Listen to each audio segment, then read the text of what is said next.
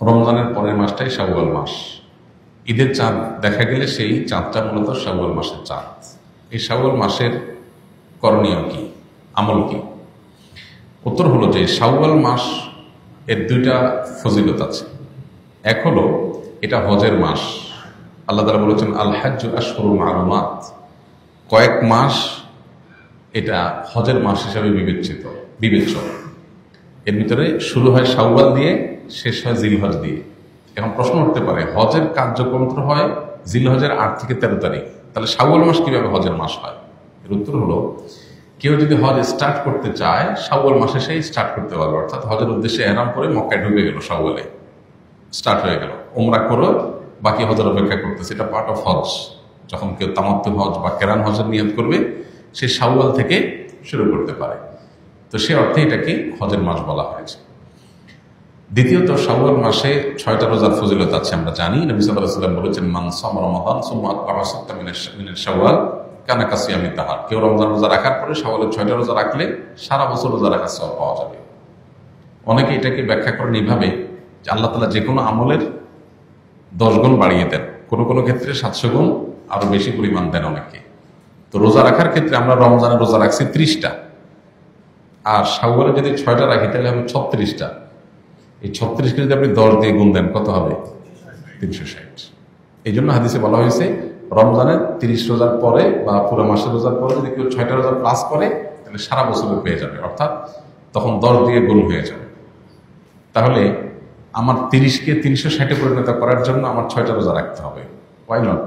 আমরা কেন এটা মিস করবো? এটা চেষ্টা করা দরকার। এই 6টা রোজা একসাথে রাখা কোনো জরুরি না, যার যেভাবে খুশি ভেঙে ভেঙে রাখতে পারে।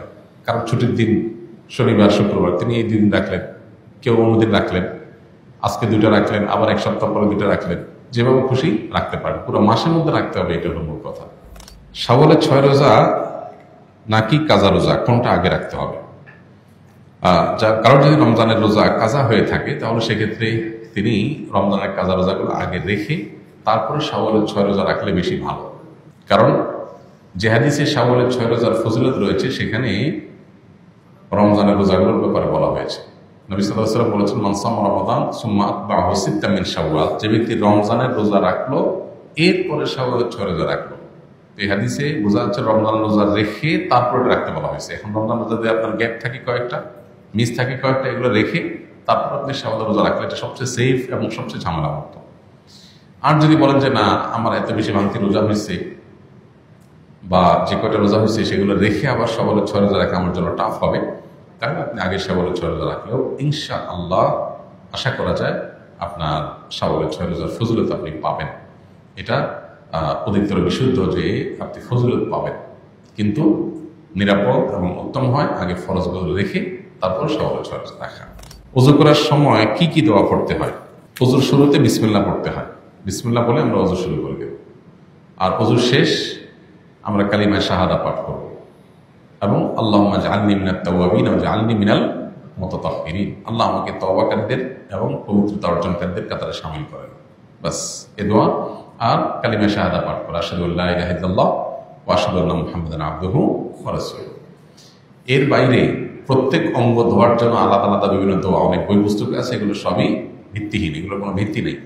হাত ধোয়ার দোয়া, মুখ ধোয়ার দোয়া, কুলি করার দোয়া, নাক পানি দেওয়ার দোয়া আলাদা আলাদা, এরকম কোনো বিশুদ্ধ হাদিসে বর্ণিত হয়। তাহলে শুরু হবে বিসমিল্লাহ দিয়ে, শেষ হবে কালিমা শাহাদা এবং আল্লাহুম্মা জাআলনি মিনাত তাওয়াবিন ওয়া জাআলনি মিনাল মুতাতাহহিরিন দিয়ে। বাস।